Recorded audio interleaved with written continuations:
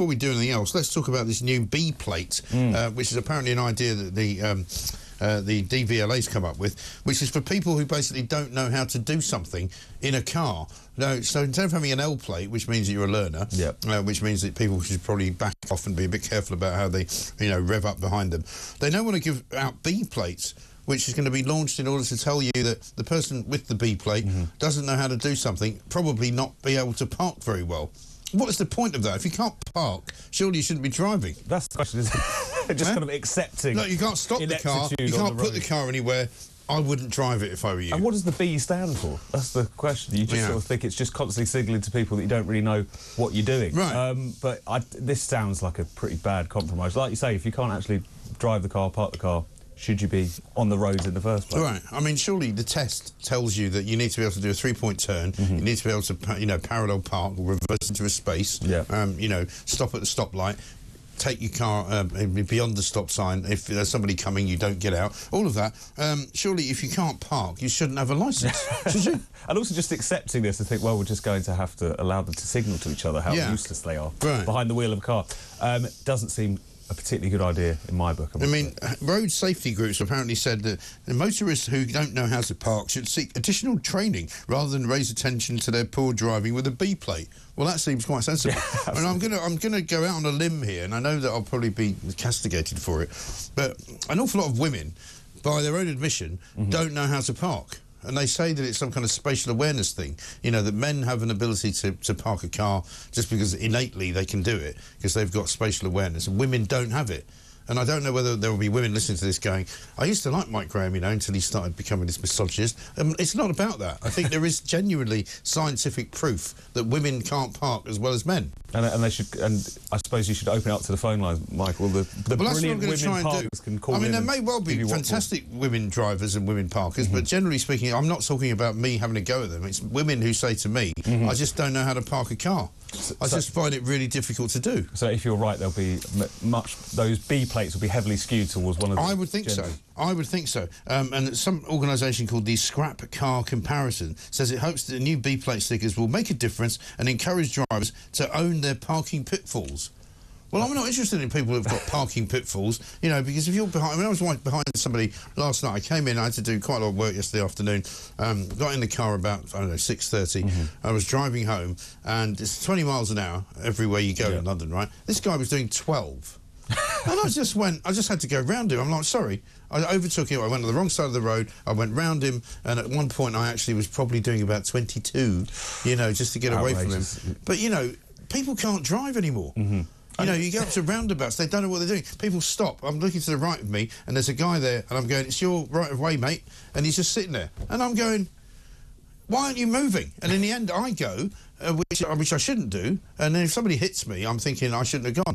But, people seemingly now, more than ever, don't know how to drive cars in Britain. So much so that they're needing to potentially introduce all these new plates. Maybe the B stands for Burke, and, you can't drive because you don't know how to. Well, at least it would pre-warn you, You'd see that 12-mile-an-hour bloke coming a mile off if he's got his B plate on. So. And apparently, this is, again, what this organisation says, just like a P plate enables new drivers to ask for patience from other road users, our B plates will give people the chance to hold their hands up, say sorry, and ask for forgiveness.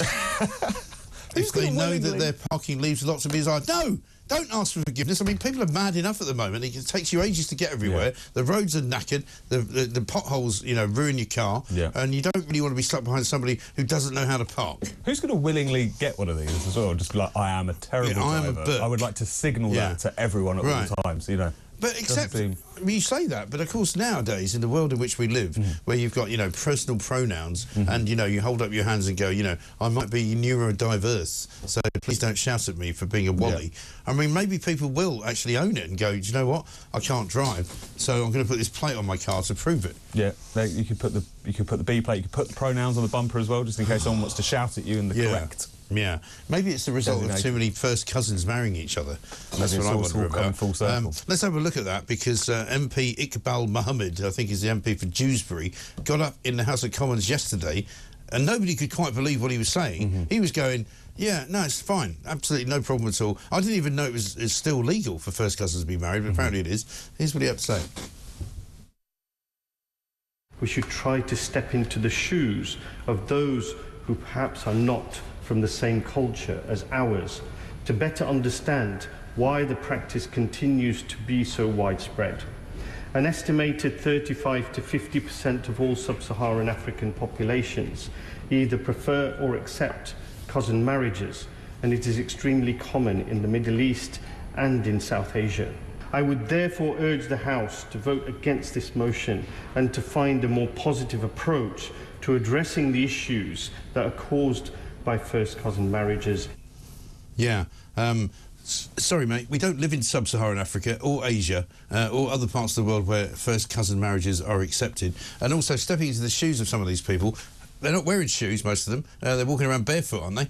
Well, for him to make this intervention as well, that's forever going to... Because no one really knew who this gentleman was beforehand. He was one of that kind of... He's one of those... is he one of the green ones who got elected as a sort of on the Gaza vote? Exactly. One those kind of set of people who managed to get over the line because people were upset with Labour about all these different issues. And he's just forever going to be the first cousin marriage MP now. That's his Wikipedia entry. That's all anyone. Is he married to his first cousin? Did anybody ask the question? I don't know. Haven't seen that. See, in my day, that would have come up. See, in my day, in the old newsroom, you'd be going, "Who's he married to? Is he married to his first cousin? Let's check him out."